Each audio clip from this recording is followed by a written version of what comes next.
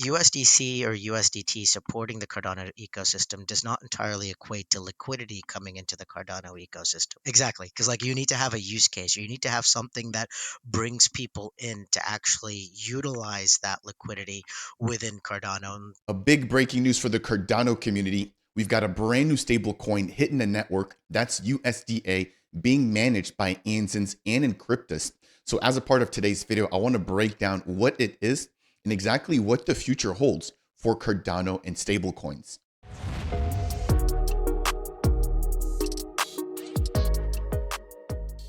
What's up, Ada Gang? Welcome to Dapp Central, your home for everything blockchain and crypto. As I've just laid down the foundation there, we've got Vineeth, the managing director from Emergo, working alongside the team at Ansons, minting for the first ever time USDA, a brand new fiat-backed stablecoin, into the ecosystem here.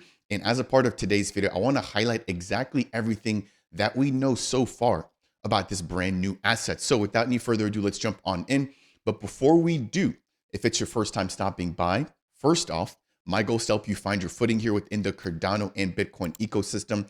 If you appreciate the content, please smash that thumbs up. If you want more, consider subscribing. And if you have any questions, comments, or concerns, leave those down below. If you want to extend your support for the channel even further, consider delegating with either of the two Dapp Central stake pools, both sharing the ticker DAPP. So let's jump right on in here. This was released by the Ansons official team, stating USDA is officially on-chain. We're celebrating the first mint of their fully reserved Cardano native fiat-backed stablecoin, which is their first foundational step. Now, let's be very clear here. Retail access is not yet live. However, they're working hard to bring this to us relatively soon. So while we don't have an official date as to when this will be available for the general public, we can see the asset on chain and the fact that there's been a couple of mints, which I'll highlight here as a part of today's video. I'm also going to be breaking down a brief clip of Vineeth, again, breaking down their remittance payments and exactly what gives an edge or what edge or benefits USDA will have over other stablecoins like USDC and USDT. Now, jumping back in here, we've got Vineeth himself posting the first ever transaction that took place on the 17th of January. So roughly about 3 days ago. And then just more broadly speaking, looking here at the stablecoin ecosystem in Cardano, of course, we've got JED, which is already live. We've got MyUSD from the Mint team, which is already live. We've got IUSD from Indigo, a synthetic representation of the US dollar. And then, of course, we've got another US fiat-backed stablecoin, which is USDM coming in from Moneta. Now, in terms of things that are currently in progress, noted by this green dot here, we've got Ansons fiat-backed stablecoin again. It now sounds like it's right around the corner. And then we've got Exi, basically a venture developed by IOG, being led by Charles and a couple of other key members here in the ecosystem. Now, when it comes to USDA specifically, if you have any questions, I'll leave the link to their official website down below, but it's available at ansons.com. Again, this is fully fiat-backed, meaning that any single USDA that you hold will be backed by a US dollar held somewhere around the globe at an actual bank. Some of the benefits include lower transaction costs, faster settlement times, simplifying access to Web3, and then, of course, one of their key pieces here, which is access to on and off ramps. So what can you actually do with USDA? As I've just mentioned, you can buy and sell that asset through some of their partners. You can convert that, for example, from USDA to ADA or potentially Cardano native assets. You can send and receive, right? So you can send that to somebody else anywhere around the world, and they'll have the option to off-ramp that. And this is where I think, again, this is sort of going to be a little bit different than other stablecoins, is that they're working alongside 80 plus different banking providers to make sure that they support off-ramping of USDA. Meaning, if I'm in the US and I send USDA to somebody, for example, in India or in Australia, or just somewhere where they have some different type of fiat system in their local community, they'll be able to receive that USDA, go to their bank, and actually cash that out for their local currency. Right now, you cannot do that with USDC or USDT, even though you can send it all around the globe. So that is their key distinguishing factor there. And I'm really hoping that that catches on here in the ecosystem. Now, scrolling down, they break down some of their additional features here. Now, briefly jumping down here to some of the FAQs or frequently asked questions as it pertains to USDA. If you're wondering, number one, how can you get your hands on this? This will be available through their Anzins portal, Cardano dexes, and centralized exchanges shortly after their launch, which again, we still don't have an official date for, but it sounds like it's right around the corner. Number two, will USDA be redeemable one for one with the US dollar? Yes. This will be fully backed through their reserves. And if you missed it, they've actually partnered up with BitGo, one of the most trusted and one of the more older custodians when it comes to this particular space. Now, scrolling down, they've got a piece here about whether or not USDA will be supported on other ecosystems.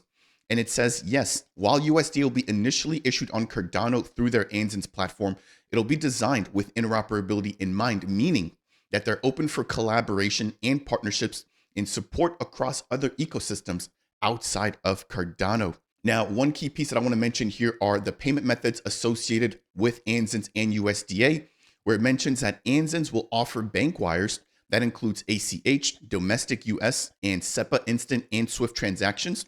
And this will be available in more than 80 different countries.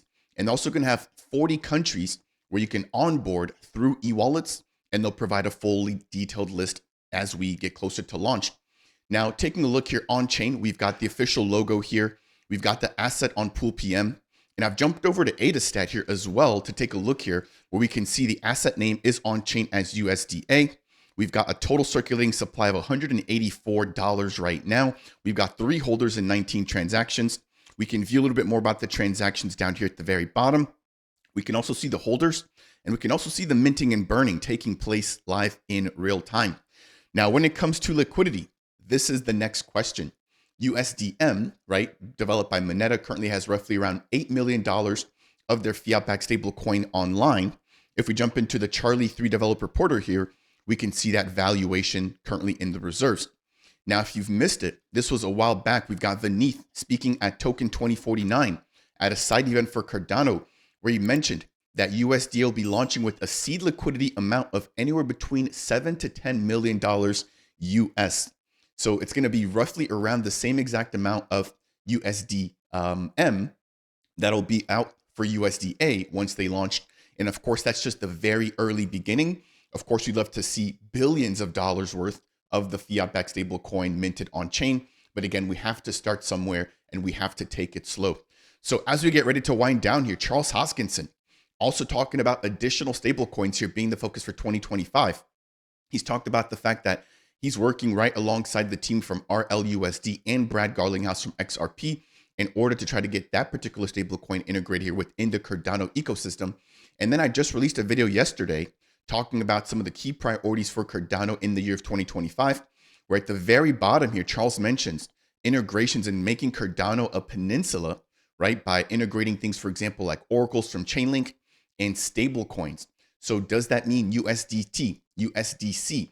We've seen a recent survey where the community has mentioned the fact that those two stablecoins are definitely in demand. They are wanted here by DeFi, DEXs, RWA tokenization platforms, you name it. They all want those two stablecoins. But what about others? What about RLUSD? What about USDA now? What about USDM? Let me know what you guys think down below. Of course, in an ideal world, we want as many options and solutions as possible. But as we get ready to wind out here, I want to play a brief video which breaks down the key distinguishing factor for USDA, which is their remittance payment factor. So again, if you aren't familiar with what that word means, it's basically just money that's being sent from one party to another, just basically a traditional transfer of assets or value between two separate parties.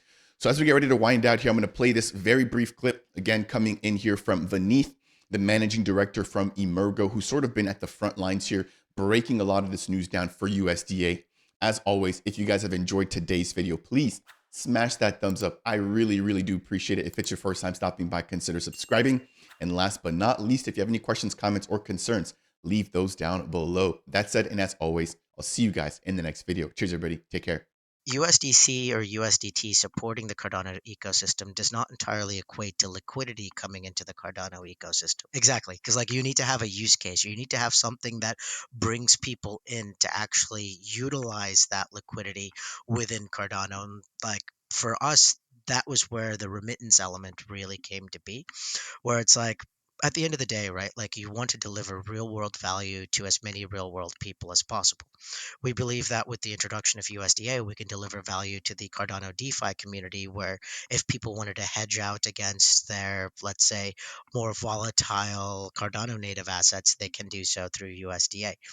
But that leaves like the whole rest of the world that's not DeFi natives kind of out in the dark. And so for us, we were like, if we can create a mechanism, which we're intending to launch with, where anyone in the world can hold their assets in US dollars held in custody by a US bank, but then be able to off ramp that anywhere in the world that they'd like to in across 80 different fiat currencies. With our partnership again with Shantanu, we're able to allow for retail clients to be able to directly onboard onto USDA. They can hold their value in US dollars wherever they're at with any typical Cardano wallet. And if they want to off ramp into their local fiat within about 5 or 10 minutes, they can actually get money in their local currency at their local bank account. So this for us is our biggest advantage that I think that we provide, even compared to other stablecoins. Because in today's market, like I'm guessing if you guys have been following the stablecoin space, every single chain has been launching their own stablecoins. They're a dime a dozen these days. And the big thing that's kind of lacking is what are the actual real world implications and use cases for these stablecoins? Even with USDC and USDT, if I wanted to move money to India or if I wanted to move money to China, the Philippines, that's still incredibly problematic for me. I can move dollars around, but if I actually want to use it in my local ecosystem, that's incredibly difficult. And so, what Shotnu has been able to do in the last 3 years is basically build a competitor to the Swift network, where he's been able to create a incredibly unique network of local banks, payment providers, and basically off-ramp services that allows for us to be able to get incredibly competitive rates, in a lot of cases interbank rates, where if a user wanted to convert USDA, let's say, into Indian rupees or RMB, they can do so at a minimal spread almost instantaneously.